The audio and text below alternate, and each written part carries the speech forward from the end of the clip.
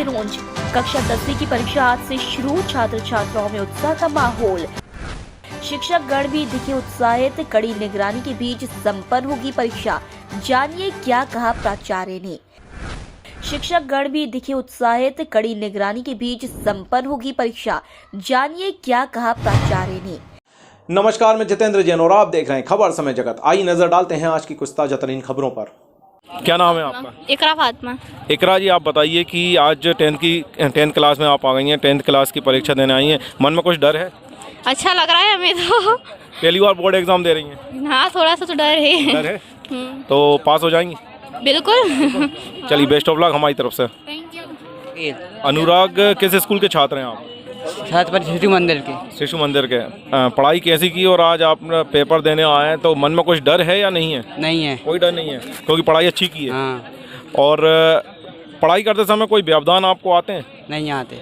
जैसे कि शोरगुल होता हो बहुत ज़्यादा, कहीं लाउड स्पीकर की आवाज़ आती है? होता है। होता है। तो उससे कोई समस्या है? थोड़ी सी थी। तो क्या कहना चाहते हैं आप सरकार से कि भाई लाउड स्पीकर के बारे में? क्योंकि बारात लगती हैं इसलिए क्या कहते हैं, डीजे बजते हैं, रात में पढ़ाई नहीं हो पाती। उनसे पढ़ाई नहीं हो पाती है। चलिए ठीक है। क्या नाम है बेटा आपका? शादी अभी। शादी अभी। ये बताइए, आज आप किस क्लास की परीक्षा देने आई हैं? 10th class. 10th क्लास की। कि आप पास होंगी कि नहीं होंगी? हाँ, उम्मीद तो है हो जाएंगे पास। हो जाएंगे? हाँ। तो कुछ डर लग रहा है आपको? लग रहा है बहुत ज़्यादा। पढ़ाई आपने कैसी की थी? बहुत अच्छी। तो पास हो जाएंगी? जी बिल्कुल। वैशाली कुशवाहा। वैशाली किस स्कूल की छात्रा हैं आप? सरस्वती शिशु मंदिर। सरस्वती शिशु मंदिर की हैं, 10th क्लास का एग्जाम देने आई हैं। कैसा फील हो रहा है? मन में डर है या नहीं? नहीं, डर नहीं है। नहीं है डर? नहीं। बिल्कुल निडर होकर अच्छे से परीक्षा देंगे? बिल्कुल हाँ। पढ़ाई के दौरान तैयारी आप करती हैं, उसमें आपको किसी तरह का व्यवधान होता है क्या कहीं? नहीं होता है तो आचार्य जी से उस समस्या का हल पूछ लेते हैं, वैसे होता भी नहीं। अब हमारे साथ मौजूद हैं सरस्वती शिशु मंदिर के प्राचार्य संजय पारा सर। चलिए उनसे भी चर्चा करते हैं। जानकारी ये चाहेंगे आपसे कि बच्चों की जो पढ़ाई करते हैं, वो बच्चों की पढ़ाई के बीच में लाउड स्पीकर, शोरगुल, शादी, इन सब से उनमें क्या व्यवधान होता है उनकी पढ़ाई में?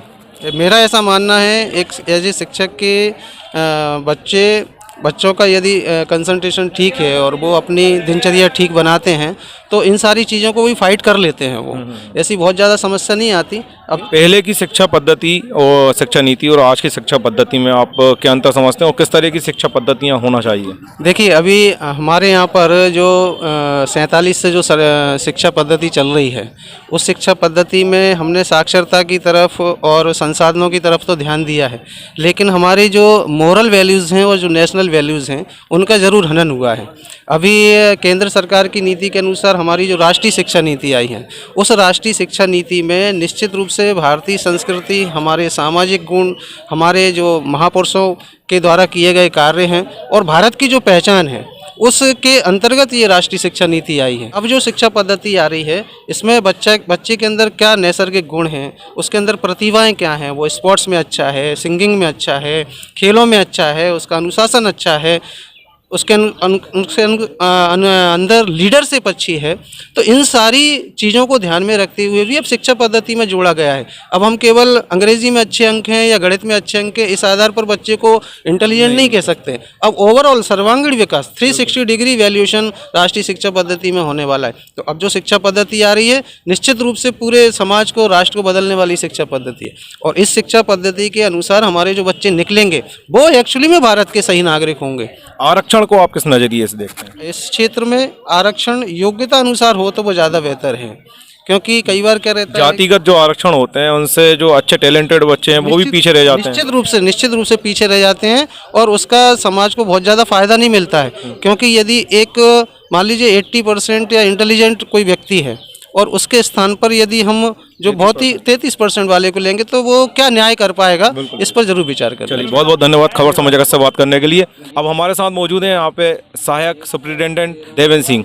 चलिए उनसे भी चर्चा करते हैं। देवेन जी, बताइए आप आज किन किन स्कूलों के यहाँ पर या किन किन ब्लॉक से यहाँ पर बच्चे परीक्षा देने आए हैं? ये लगभग सिरोंज ब्लॉक से ही हैं और सिरोंज ब्लॉक से लगभग 6 स्कूलों के सेंटर हैं। ये कुछ सेंटरों में काफ़ी कम बच्चे थे और एक सेंटर ख़त्म होने की वजह से यहाँ पर ज़्यादा रश हो गया। कौन सा सेंटर खत्म हो गया? मॉडल स्कूल का। मॉडल स्कूल का खत्म हो गया। आज यहाँ सेम राइज हुआ है। सेम राइज हुआ है। तो यहाँ पर आज कितने बच्चे परीक्षा देने आए हैं? यहाँ पर लगभग 425 बच्चे आ जाए। 425। तो बच्चों की तैयारियों को देखकर और उनके उत्साह को देखकर आपको कैसा लग रहा है? हाँ, बच्चे काफ़ी उत्साहित हैं परीक्षा देने के लिए और वो अपने भविष्य को लेके सजग हैं बिल्कुल। खबर समय जगत के लिए सिरोन से सहयोगी अब्दुल कवि के साथ जितेंद्र जैन की रिपोर्ट।